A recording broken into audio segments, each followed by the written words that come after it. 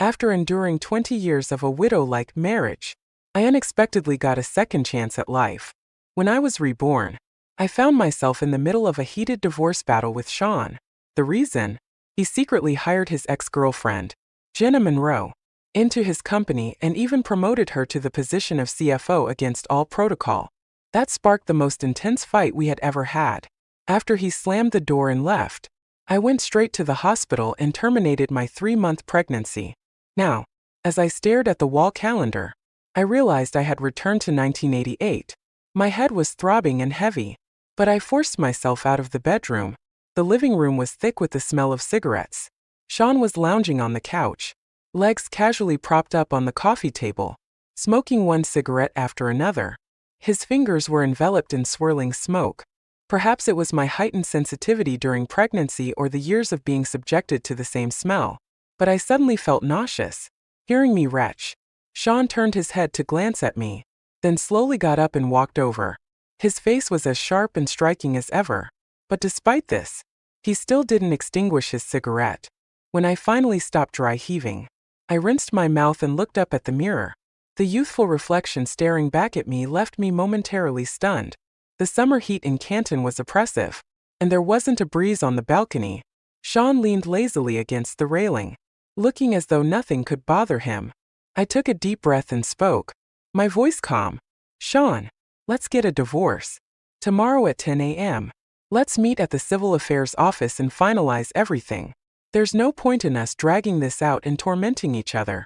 Not giving him a chance to respond, I looked down and continued. I know there's nothing between you and Jenna, but I can't keep arguing over her with you. I refuse to waste the rest of my life on someone who isn't worth it. Sean stayed silent. I raised my head and stared at him, then added coldly, I'll terminate the pregnancy this afternoon.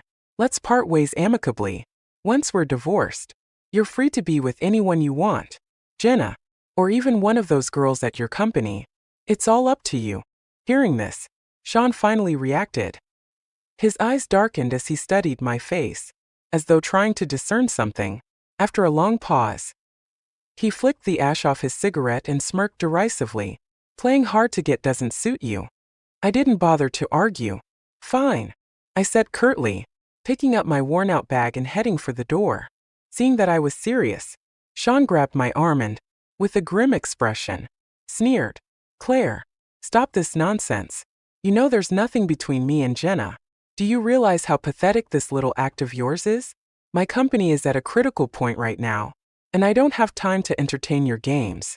And let's not forget, you have no job, no savings, and now you want to abort my child? Where the hell do you get the nerve? As if something had just occurred to him, his eyes filled with suspicion. He scrutinized me as though trying to piece something together. I yanked my arm free and slapped him hard across the face. Smiling bitterly, I said, Sean, do you know what I hate most about you? Your arrogance, your self-righteousness. In my previous life, Sean had insisted countless times that he and Jenna were clean, but I always treated his words as a joke. I knew the truth. They had been hiding behind the guise of friendship, indulging in ambiguous intimacy, subtle flirtations, a shared glass of wine, accidental touches. Sean was no exception to the thrill of the forbidden. Suppressing my emotions, I took a deep breath and said firmly, I will divorce you, and I don't want this child. For that, I admit I'm cruel, but I refuse to let you ruin me a second time. In my last life, it took me nearly a decade to realize that Sean had never loved me. He pursued me and married me only because of a bruised ego. When Jenna chose the factory manager's son over him, he married me out of spite and as a way to save face among his friends. Back then, I was 18, beautiful, and confident. I was the darling of the textile factory, its brightest flower, the first girl to wear dresses, heels, and big curls to work. I had dreams of a brilliant future, but Sean destroyed all of them. After our marriage, because I wasn't the woman he truly wanted, Sean never cared about my feelings. At the time, I didn't understand this. I thought I could fix things by throwing tantrums and smashing things, but it was pointless. Even when I accidentally saw him with Jenna, nothing changed. After Jenna's divorce, he brought her into his company under the pretense of helping a friend, and secretly rented her the factory's welfare apartment meant for us. He called it a rental, but I never saw a penny. Sean catered to Jenna in every way, afraid of even the smallest offense. When she was around, he wouldn't even smoke despite his addiction. As his business grew, he took her to high-end events, introduced her to his associates, and helped her expand her connections. No one in his social circle knew I existed. To them, Jenna was his trusted assistant, his confidant. Even on the day I fell down the stairs in my last life, Sean was still at a banquet with her, planning to invest in her new business. To him, I was just a domestic servant, the mother of his child. Jenna, on the other hand, was his equal, his true partner, the woman he wished he had married. Sean often said to me, "You don't understand." His face full of impatience and disdain. "Why can't you be content?" he once snapped. "I take care of you. You don't have to work or endure the humiliation of schmoozing with clients. What more could you possibly want?" I quit my factory job during my first pregnancy because of complications, and under Sean's persuasion, I became a housewife. When the baby came, my life turned into a never-ending grind. I lost handfuls of hair, barely slept, and was constantly exhausted. But to Sean, all of that was my duty. He saw me as a lazy freeloader who did nothing but lounge around all day. He would boast to anyone who would listen about how he worked so hard while I did nothing. He lived like a king at home, enjoying a life even the gods would envy, while belittling me, forcing me to depend on him. He also admired Jenna Monroe's professional capabilities, constantly praising her. Snapping back to reality, I suppressed my emotions and nodded repeatedly. Yes, I'm not satisfied. That's why we should finalize the divorce as soon as possible, so you can find a woman who fully depends on you. Sean thought I was jealous. A mocking smile crept onto his lips as he loosened his collar and spoke with indifference. "If you're so determined to get a divorce, then suit yourself. Just don't come crawling back, regretting it later." He used the excuse of having work to leave, but before going, he handed me the divorce agreement to sign. When he saw the finalized agreement, his disbelief was clear. His eyes bore into mine, and his expression turned icy. His jaw tightened as he sneered. "Claire, you've got some nerve." I smiled calmly. "Right back at you." When he hesitated to sign, I smirked and teased. "What's the matter? Can't bear to part with me?"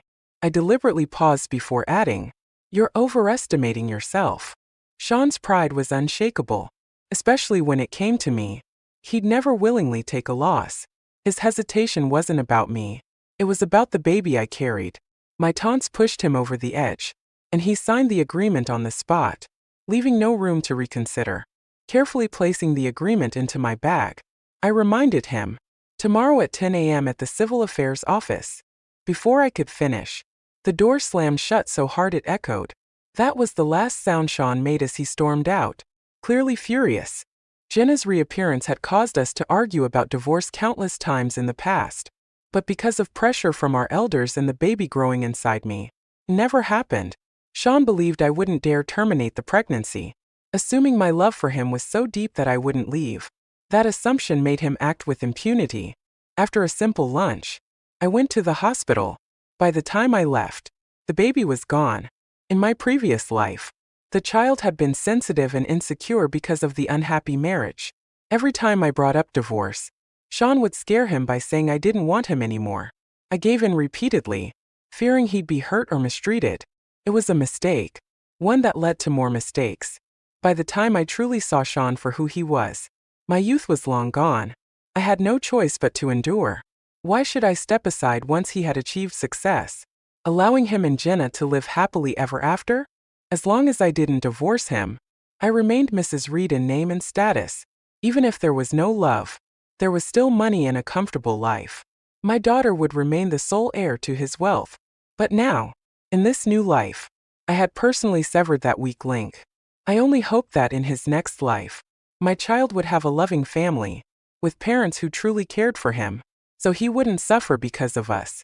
This was a time of economic growth and boundless opportunities. It was time for me to cut my losses and reclaim the bold and fearless Claire Reed I used to be. Sean didn't come home that night, likely unwilling to see me. The next morning, as I waited at the Civil Affairs office, I called him. He had just woken up, and I could hear a woman's soft laughter in the background. It was Jenna Monroe's voice. "Claire, can you stop causing trouble?" Sean's tone was tired. "I pulled an all-nighter signing a major deal last night. I'm really exhausted right now." I took a deep breath and retorted mockingly. "Exhausted? Looks like you've been busy in bed instead." The staff at the Civil Affairs office exchanged curious glances, clearly intrigued by the drama unfolding. Sean's patience snapped. He scoffed coldly and growled, "Claire, aren't you just using the baby to manipulate me? You think I won't divorce you because of the kid, so you're stirring up trouble for attention, aren't you? I've given you enough respect because of the baby, but you're taking it too far. It's getting disgusting." Sean was so arrogant, so certain that everything revolved around him. He never reflected on his own behavior. Not wanting to drag this out, I replied calmly, "What a shame. Sean, that baby you're talking about? It's gone. Yesterday at 3 p.m. To be exact." The line went silent, followed by Jenna's sharp pain scream. Sean must have pushed her aside because the next thing I knew, he was racing to the Civil Affairs office. He arrived half an hour later, reeking of smoke and alcohol. His eyes bloodshot and his expression twisted in rage. "Claire, how could you?" he demanded. I waved dismissively, stepping further away from him. "Why wouldn't I? You're out there keeping a mistress, someone who once dumped you, no less. Compared to your shameless behavior, I'm nothing. I told you, there's nothing going on." Sean snapped. "I promoted Jenna because she's capable and qualified for the job. Why do you always have to assume the worst?" He rubbed his temples, looking exasperated, as if I were being unreasonable, seeing some bystanders about to step in and mediate. I cut him off coldly. "The factory housing you secretly rented to her, the lipstick stains on your shirts, your matching couple outfits. Tell me, Sean, which of these did I make up?" Sean was momentarily stunned, but he quickly regained his composure, sneering again. "So, because of these so-called misunderstandings, you killed my child? Claire, how could you be so cruel? As for Jenna," he continued, "there's nothing to say. We're innocent. You're just too sensitive and making a big deal out of nothing." He spoke so matter-of-factly, as if my pain and frustration were entirely baseless. But deep down, I knew the truth. Even if Sean hadn't physically cheated yet, Jenna's calculated proximity and constant presence would ensure it was only a matter of time. He had long indulged her advances, rarely rejecting her attempts to curry favor. After all, she was the unattainable first love of his youth. Jenna Monroe's simpering affection only served to inflate his ego, making him feel invincible. "Well, then you've misunderstood me completely," I said with a sharp laugh. "You've already signed the divorce papers. What right do you have to expect me to bear your children? It's broad daylight. What sort of ridiculous daydream are you having?" I pulled out the signed divorce agreement, laying it before him. Sean's face darkened as he realized the weight of what he'd done. He stared at the papers, stunned. "This is your signature," I said coldly.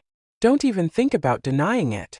"You set me up," Sean exclaimed, glaring at me, though his tone betrayed a mixture of doubt and certainty. "No, I simply woke up," I replied evenly.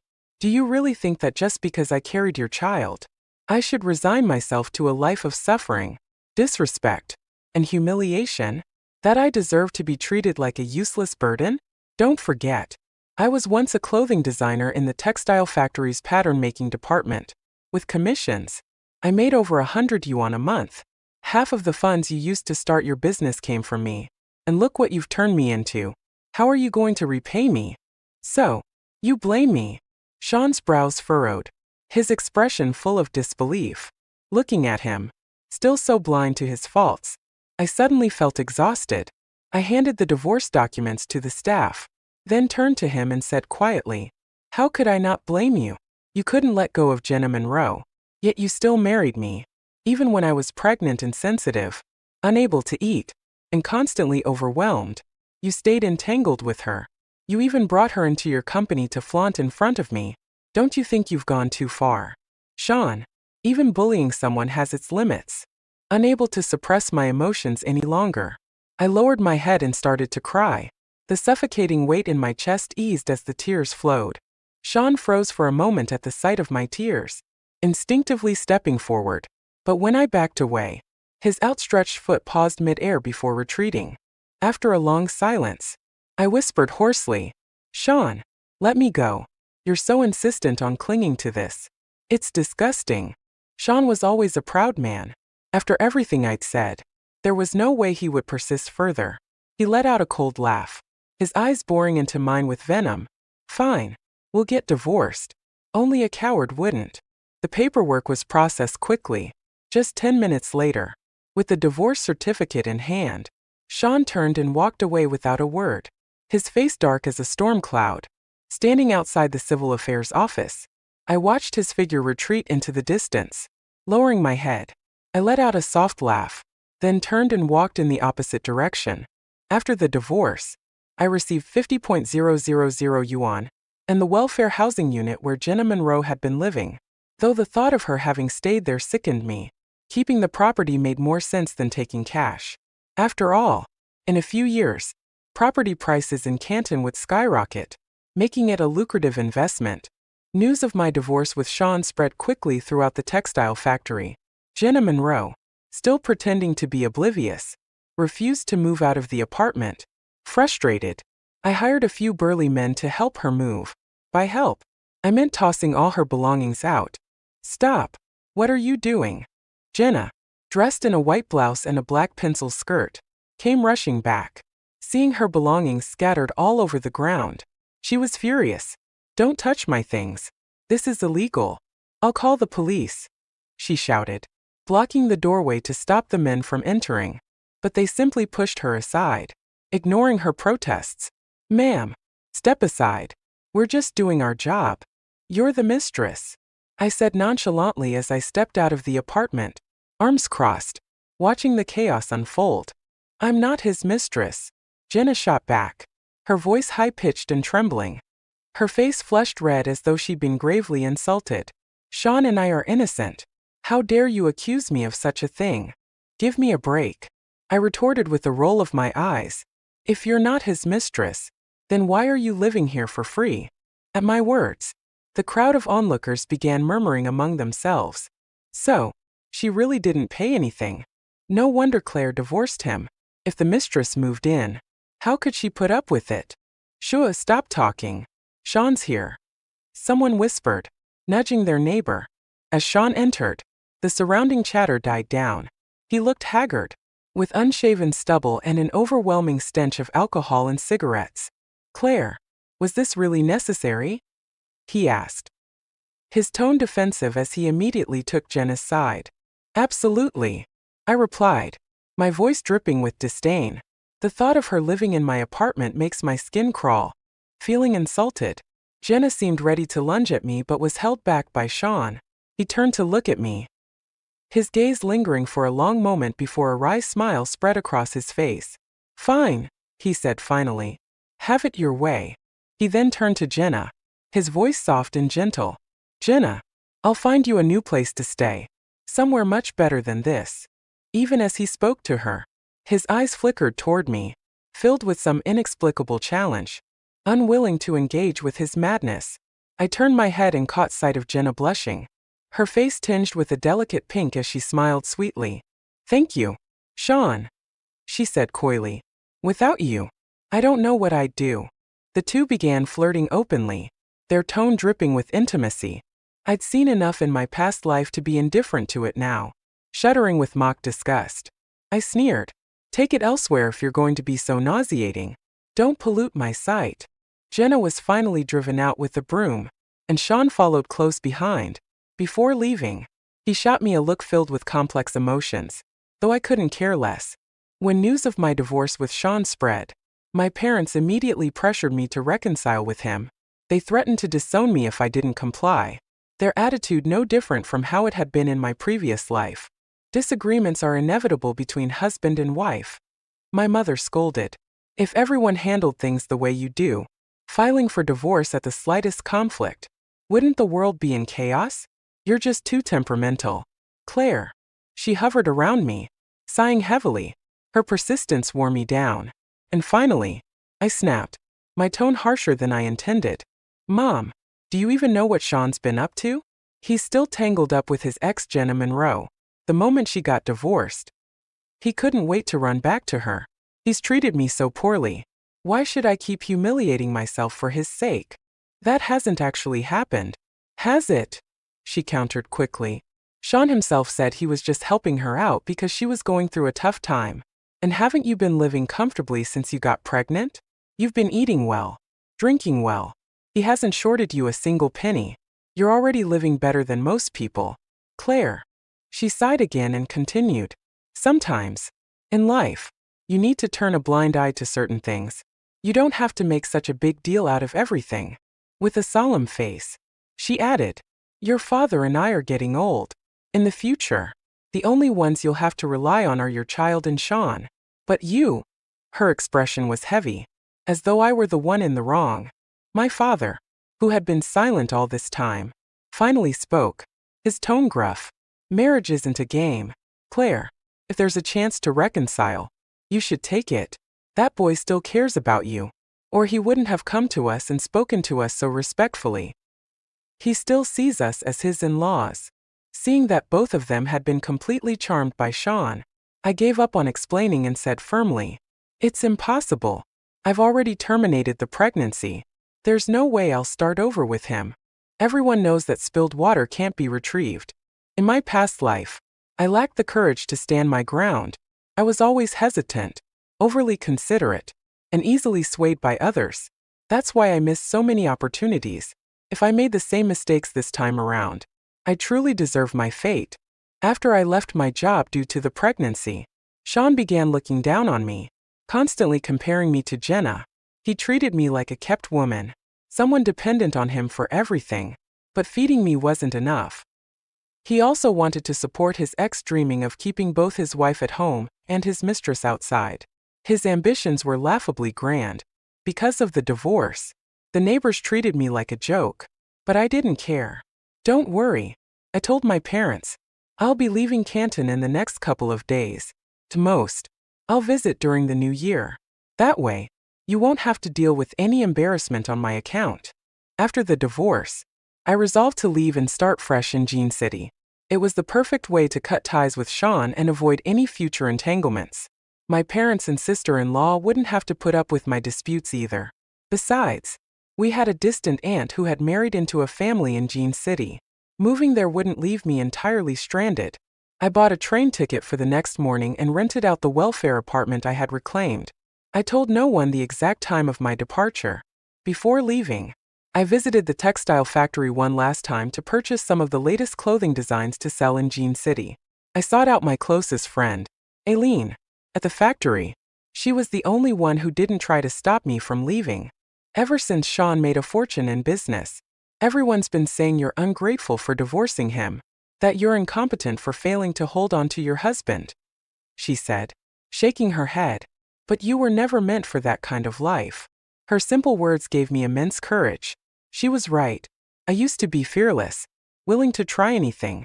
We agreed on a profit-sharing deal, and I asked her to help manage the rental of my apartment. Then, I went to a newly opened supermarket nearby to pick up some supplies, only to unexpectedly run into Sean. He was buying cigarettes, surrounded by a group of his rowdy friends. Sean, you're not seriously planning to marry Jenna Monroe, are you? One of them teased. The rumors about you two are all over the place. Sean froze for a moment, his hand tightening on the cigarette pack. When he recovered, his expression darkened, and he snapped, "What nonsense are you spouting? There's nothing between us." Noticing Sean's foul mood, one of the others chimed in. "Come on, Sean. She's divorced. She's not even good enough for you." Hearing that, Sean's temper flared. He kicked the guy's shin and growled, "Who the hell are you calling a second-hand woman? Hey, don't get mad. I didn't mean it that way." The man quickly backtracked, sensing Sean's anger. "So, you're planning to reconcile with Claire?" Sean didn't respond, but his silence spoke volumes. The man's eyes widened in shock. "Honestly, Claire's a great catch. She's beautiful. Knows how to run a household. You two reconciling wouldn't be a bad idea. I heard she's not working right now. Maybe this is the perfect time to win her back."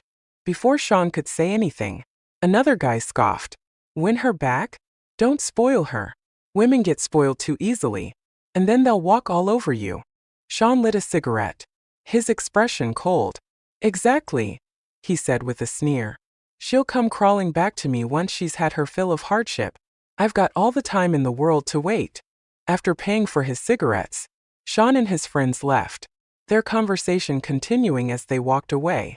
I stepped out from the shadows, a mocking smile on my lips. The next morning, I packed my bags and left for the train station. After several days and nights of travel, I finally arrived in Jean City. With my aunt's help, I rented a small house in her neighborhood and started selling goods at a local market. Though running a stall was exhausting, Jean City offered plenty of opportunities. Southern clothes and accessories were in high demand, and my inventory usually sold out within 2 weeks. Once I started turning a profit, I called Aileen to ask her to pick out more trendy items and ship them to me by train. Hearing how well the clothes were selling, she was thrilled for me. After wrapping up our business talk, Aileen suddenly shifted the conversation, her tone light and gossipy. "Claire, have you heard about Sean and Jenna Monroe?" Caught off guard by the mention of their names, I paused for a moment. During this busy and fulfilling time of my life, I had rarely thought about the past, either my previous life or my old grievances. After all, one must live in the present. Having been granted a second chance, I couldn't afford to dwell on the painful memories of my past life. Lowering my eyes, I replied disinterestedly, "No. What about them?" Seeing my response, Eileen's curiosity only grew.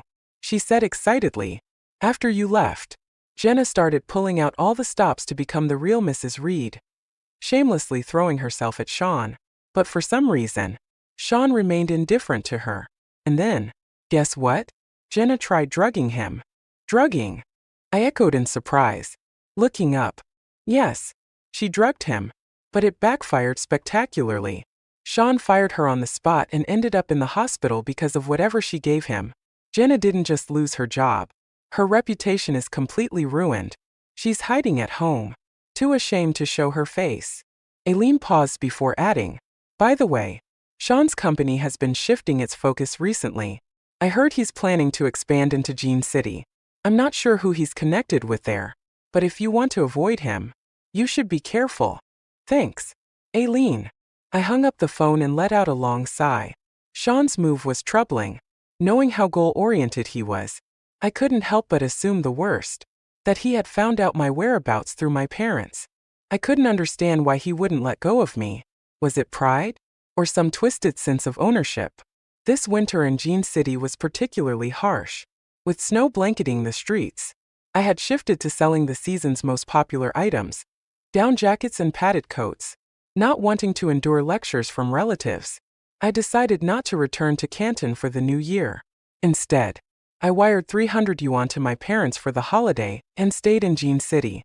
On New Year's Day, my great-aunt, who loved her sophisticated lifestyle, insisted on dressing me up. She put me in a fitted gray turtleneck sweater, a black overcoat, dark blue jeans, and short boots. My hair was tied up simply, revealing a sliver of my pale neck, with a touch of light makeup and pearl stud earrings in place. My great-aunt beamed with satisfaction. "You're in your prime right now," she said. "Don't waste all this beauty. If I were younger, I'd make sure to dress up every day. Not like you, always in sportswear. It's such a waste. You've always been fashionable," I teased as I wrapped a scarf around my neck. She truly had a great sense of style, and I had to admit that her efforts made me look much more polished. I ran into Sean outside a clothing store. After being inspired by my great-aunt's advice, I had gone shopping and ended up buying several outfits. As I exited the store, carrying my purchases, I was suddenly confronted by his cold, piercing gaze. The chill in the air seemed to intensify as he strode up to me and grabbed my wrist tightly. No matter how much I struggled, he wouldn't let go. Sean's eyes scanned me from head to toe, and his lips curled into a cold sneer. "Dressed up like this? Do you have someone in mind? And smiling so brightly? Funny how the moment I show up, you look like you've seen something disgusting." His gaze was sharp and predatory, as though he wanted to tear me apart. Fearing I might provoke him further, I stopped resisting and stood still, waiting for him to regain his composure. After a while, Sean seemed to calm down slightly. His grip on my wrist loosened, but his gaze stayed fixed on mine. "Claire," he said hoarsely, his tone uncharacteristically soft. "I regret it. I regret divorcing you." His voice lowered further. "I don't care about the baby anymore. If we get back together, you can decide whether you want kids or not. And if you want to work, I'll fully support you." Hearing such words from Sean was nothing short of miraculous. In my past life, he had always dismissed my ambitions, even scoffing when I invested my earnings in a tea shop. To him, my aspirations were nothing but signs of disobedience. I averted my gaze, suppressing the anger boiling inside me. Finally, I said, "Sean, we're divorced. We're nothing to each other now. You're not the kind of man who can't move on. You should let go." "But I regret it, Claire," he insisted. His voice strained. "Let's start over. Please. I know I've made mistakes, but I've never betrayed you. Jenna was just me being stupid, feeding my ridiculous vanity. I don't care about her anymore. I fired her. I promise she'll never bother you again. I married you because I loved you, not for any other reason." I stayed silent for a moment before meeting his eyes. My voice was calm, almost detached. "Sean, regret doesn't matter anymore because I don't love you. A marriage without love is nothing but a hollow shell. I've already endured over 20 years of a widow-like marriage. I won't do it again." Just then, a warm voice called out from behind me, "Claire." I turned to see James Yuan standing at the corner of the store with his 4-year-old daughter, Yaya, holding a stick of candied hawthorn. "Daddy, is that Auntie?" the little girl asked in her sweet, childish voice as she broke into a run toward me. James quickly reached out to stop her. The sight of James and his daughter brought a flicker of hostility to Sean's eyes, and a mocking smile appeared on his face. "So, this is why you're rejecting me, Claire. For second-hand goods like him." Sean's impulsive words came out without restraint. "You're really willing to be someone's stepmother? How pathetic." I took a deep breath and tilted my head slightly, my voice cutting yet resolute. "You're absolutely right. I'd rather be someone else's stepmother, have children with another man, than ever be with you again. I will never bear your child." Sean's icy, sinister gaze bored into me, but I responded with a faint smile, my tone unbothered. My words were calculated to cut deep, to hit the most sensitive nerve he had, and they did. When I felt his grip on my arm loosen slightly, I pried his fingers off one by one and shoved his hand away forcefully. The walk back was awkward, tension lingering in the air. After a moment, I decided to break the silence and explain. "That was my ex-husband back there. He's a bit unstable, so I said those things to get rid of him. Don't think too much about it." "Okay." I tapped my forehead with an apologetic smile, feeling a bit embarrassed. James Yuan, ever composed, smiled gently. I didn't think much of it. Our meeting had been serendipitous. I'd first met him because of his daughter, Yaya. It wasn't until later that I learned he was a university professor and one of the most accomplished young men in the area. James had a scholarly, gentlemanly demeanor, his every gesture steeped in the elegance of an intellectual. He was tall, well-built, and attractive. If not for his ex-wife's insistence on divorcing him to pursue opportunities abroad, his family could have remained blissfully intact. Lost in thought, I didn't notice James looking hesitant beside me. It wasn't until Yaya ran off to buy knitting needles, her cheerful laughter echoing in the alley, that James stopped and turned to me. "Claire," he began, his voice hesitant. "What you said earlier." Before he could finish, I exclaimed, "Oh, it's snowing again." I stretched out my hand to catch the snowflakes, marveling at their cold touch but unwilling to withdraw. "You know, I only saw snow after moving here. It's so poetic, isn't it? A vast, white blanket. It feels like a dream." Blinking, I grinned and shifted the conversation. "By the way, I'm moving soon. I've bought a shop with living quarters on Huayan Street and plan to start my business there. Aside from visiting family, I probably won't be around much." I gestured toward Yaya in the distance and added, "She's a sweet girl." But you'll need to keep a close eye on her. There are so many dangers out there nowadays. James, sharp as ever, understood what I was implying. He looked away, his gaze falling on Yaya, and forced a small smile. Then let me wish you success in advance. Thank you, I replied softly. I walked over to Yaya, knelt down, and slipped a red envelope into her coat pocket before saying my goodbyes. Returning to my great-aunt's courtyard, I finally let out a breath of relief. She was reclining in her rocking chair, listening to the radio. Hearing me come in, she turned her head and smiled. Did you have a good time today? She asked. Just now, Mrs. Lee stopped by and mentioned seeing you walking home with James from the neighboring courtyard. What's going on with you two? Before she could say more, I quickly interjected. There's nothing going on. We just happened to run into each other. Besides, Yaya was there too. My overly defensive tone made her sigh. For someone who's divorced, James would be a great match for you. Sure, he has a 4-year-old daughter, but Yaya is a sweet, well-mannered child, and she adores you. You wouldn't have to worry about getting along with her. I've lived in this neighborhood for over 30 years. I know the Yuan family well. His parents are reasonable people, and James himself has a good character. You're a woman, Claire. There's no need to be so stubborn. You should give it some thought. I knew she meant well. Most people's views in this era were still quite conservative. Nothing like the open-mindedness of 20 years later. And she was right. Yaya was indeed a lovely child. But the thought of becoming a stepmother didn't sit well with me. Not wanting to sound too harsh, I wrapped my arm around her and spoke earnestly. Even if James and his family are wonderful, I can't force myself into something that doesn't feel right for me. She looked puzzled, so I continued more directly. If I were to marry James, no matter how much Yaya likes me now, there would inevitably be friction. Balancing our relationship wouldn't be easy, and I doubt I could compete with a child for his attention. Besides, I'm not the self-sacrificing type. I have no interest in becoming a stepmother. Raising children is hard enough when they're your own. Raising someone else's is even harder. And then there's Yaya's mother. She's only abroad. What happens if she comes back one day? How would James and Yaya treat her? Could they let go of her? And where would that leave me?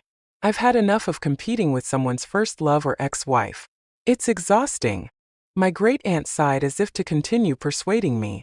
But I rested my chin on my hand and said seriously, remarrying is always complicated. Marry someone stronger, and it feels like being absorbed into their life. Marry someone weaker, and it feels like you're settling. Auntie, I'm a businesswoman. I know how to calculate costs. That's why I've never considered remarriage. Marriage isn't the only path for women to live fulfilling lives. I no longer needed marriage to validate my worth. I had money, property, intelligence, and most importantly, I wasn't lacking in love. In the end, my great-aunt gave up trying to persuade me. She could see that I was living a fulfilling and happy life, one no longer tied to the mundane worries of domestic life. After that conversation, I began expanding my business, transforming my modest clothing trade into a full-fledged enterprise.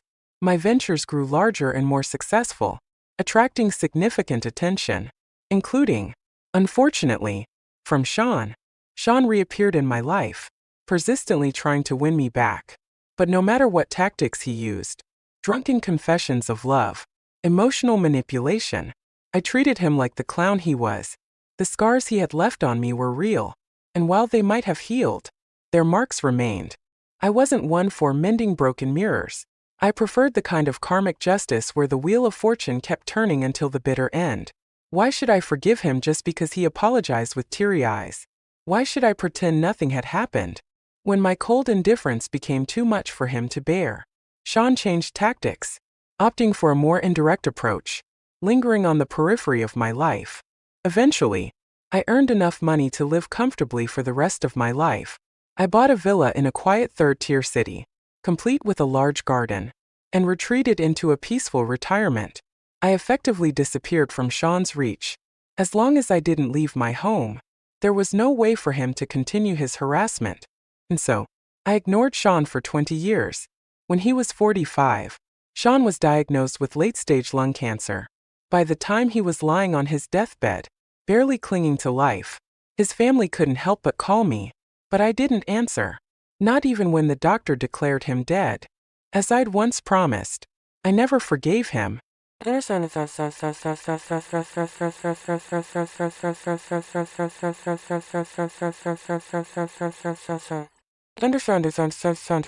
In the previous life side story, when news broke that I had fallen down the stairs and died on the spot, Sean and our daughter, Anya, rushed home. In the dimly lit room, Anya saw Sean clutching my lifeless body in despair. Claire, stop pretending. Isn't this what you wanted? For me to come back? I'm here now. How much longer are you going to throw this tantrum? Sean's voice was filled with anger and denial. If you hadn't been so stubborn, so indifferent to me, I wouldn't have used Jenna to provoke you. Unable to bear his grotesque display of guilt and self-pity, Anya pushed him away and shielded my body from his touch. My mom is dead, she spat, her voice filled with disdain. Who are you putting on this act for? Her words cut through the air like a knife. Just like my mom always said. You're pathetic. Tears welled up in Anya's eyes as memories of the past flooded her mind. All she ever wanted was respect from you as her husband. But what did you do? You spent your time whispering sweet nothings with your so-called soulmate. Don't even try to say it wasn't intentional. You broke her. Sean. Anya's voice cracked as she continued. If it weren't for me, if she hadn't been worried about how you and Jenna would treat me, she would have left long ago to live a life without you. She yanked off the jade bead bracelet from her wrist and thrust it toward Sean, revealing a faint scar. This is from when she had postpartum depression after giving birth to me. She tried to end it all. And where were you? Off dismissing her feelings as hysterics, calling her unpresentable. She told you she wasn't well, but you never listened. All of you bullied her until she broke. Anya broke down completely, sobbing uncontrollably. When Sean tried to approach, she lashed out, kicking and hitting him in fury. After my burial, Sean turned to alcohol. 3 years later, physically and mentally drained, he was forced to hand over the company to Anya, with no other heirs. The board reluctantly accepted her leadership. Anya proved her worth immediately. She cut ties with Jenna's company, citing hazardous formaldehyde levels in their materials as a reason for terminating all contracts. Without Sean's protection, Jenna's fledgling business collapsed. Employees revolted, salaries went unpaid, and clients vanished. Desperate, Jenna turned to Sean for help. But before he could intervene, Anya stormed into the room and slapped Jenna across the face. Guess what? I'm the head of the Reed Corporation now, Anya said, her voice dripping with sarcasm. Aren't you the independent woman who didn't need a man? What happened to your girl boss energy? Can't manage without him now, can you? Before Jenna could respond, Anya pointed at Sean and sneered. You want to marry him? Go ahead. Just so you know, he's nothing but a powerless old man now. Oh, and thanks to my mom's years of cooking, he's also infertile. A perfect match for you. Her biting words left Jenna stunned and Sean bitterly silent. For the first time, he realized just how pathetic his life had become. You're all talk, Anya continued coldly. Believing you was more foolish than believing pigs can fly. Anya never married. Inspired by my independence, she chose to have a child through artificial insemination, raising them on her own. Sean, broken and abandoned, spent his remaining years in the villa I had once called home. But he was forbidden from entering my room. Anya made sure of it, declaring, You don't deserve to taint her memory. Sean begged to be buried next to me when his time came, but Anya refused. You've already disgusted her in life. Do you think I'd let you continue in death? Sean died full of regret, his soul burdened by the life he wasted.